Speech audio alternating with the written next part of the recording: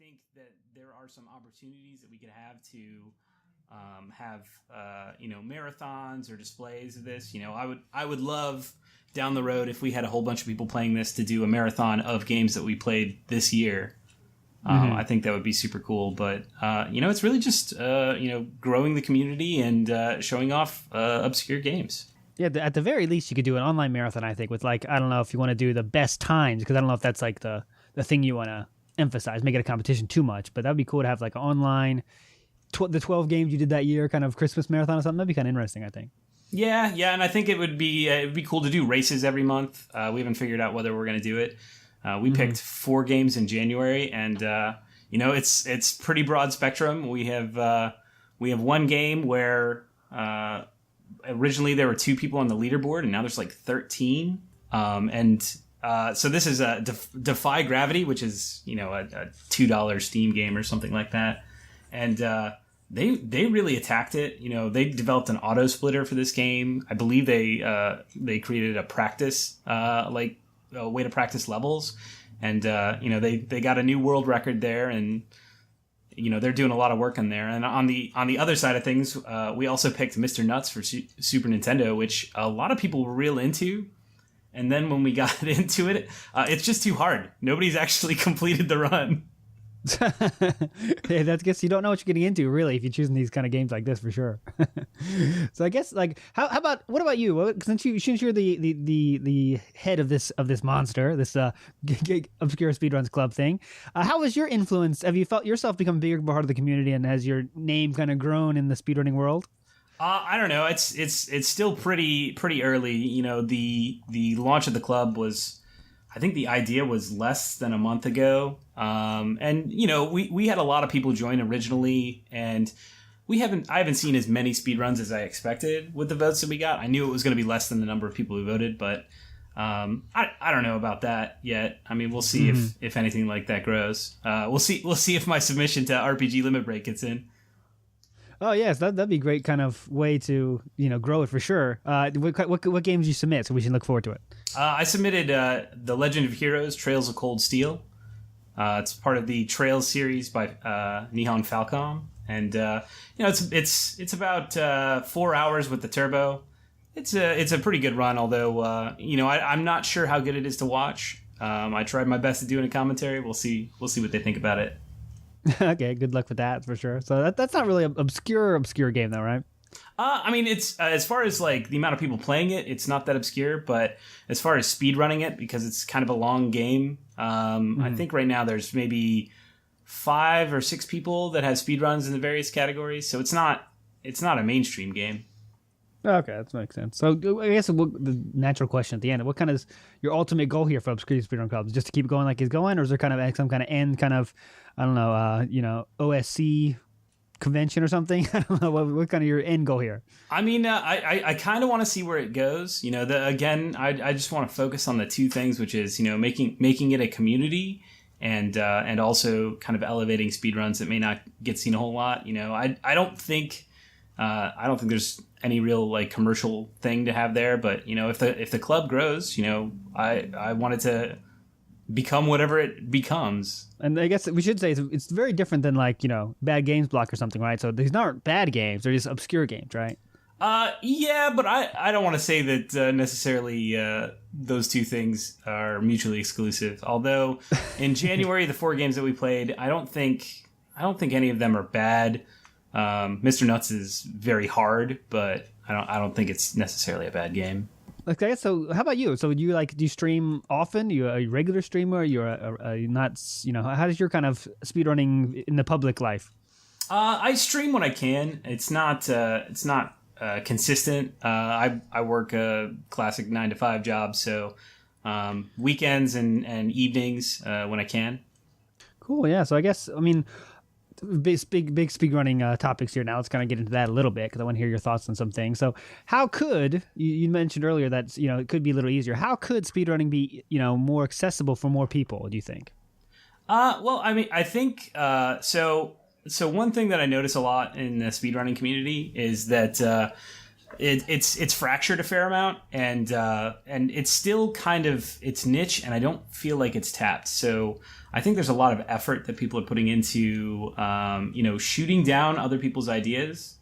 So like, for example, the idea of Oceanside, GDQ, your insane idea, and say obscure speedruns club.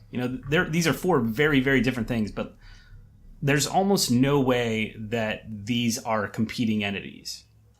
They each have their thing that they do well. And the problem is, when people who are pushing, one idea are using, kind of like tearing down Oceanside or GDQ in order to like raise up their own thing, I think it kind of limits the amount of growth that speedrunning can have.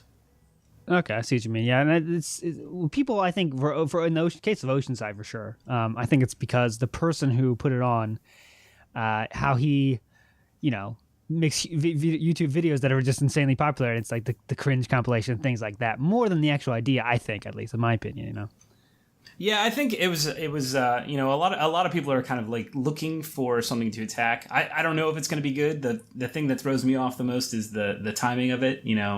Friday, I wouldn't even be able to watch because I'd be at work. I don't get home until 6 o'clock. So yeah, I wonder about that too.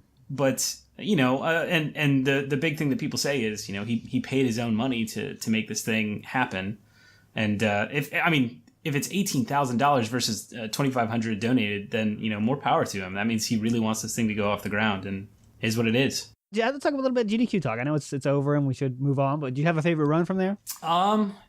Let's see. I think my favorite run was probably the Mega Man 1 through 3 Relay. I really love the Mega Man games. I'm hoping at some point in time to speedrun those games, and just the performance was really crisp, and I really enjoyed that one. Awful Games block is always great. Especially good this year. So actually, what triggered the idea for Obscure Speedruns Club was actually I listened to the Frame Savers. And in one of their side episodes, John Carls was talking about what was the name of that one? Let me see. I've got it because somebody actually submitted it this time. So it's Star Saver. Yeah. And so I heard that and I said, wouldn't it be cool if you ran all the Pocket episodes that they had?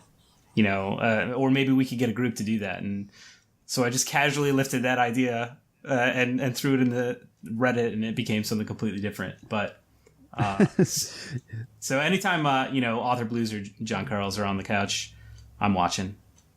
Yeah, definitely. That's definitely. I listened to them many from a long time ago. It's my podcast senpai for sure. So it seems like listening to you, I can tell you're kind of an idea man. Then you kind of get ideas for things a lot, I guess. Yeah, and I tend to make a bunch of ideas and not follow up on them. The effort is the hard part. Ideas are a dime a dozen, but when people follow through on it, that's where the magic happens. So I guess do you have any plans to kind of? Do you see yourself submitting a game to GDQ in the future? I'm not necessarily confident that I would want to. The only game that I run right now, that reminds me of another GDQ run. The only game that I run right now that I think is the right format for GDQ is probably Cat Quest, and Sneaky did an excellent job. That run was absolutely crazy because if you play that game, the glitch that he played through the whole time is absolutely run ending, reset the game. Like end it. Sometimes I would have to down patch it again, and he just played right through it.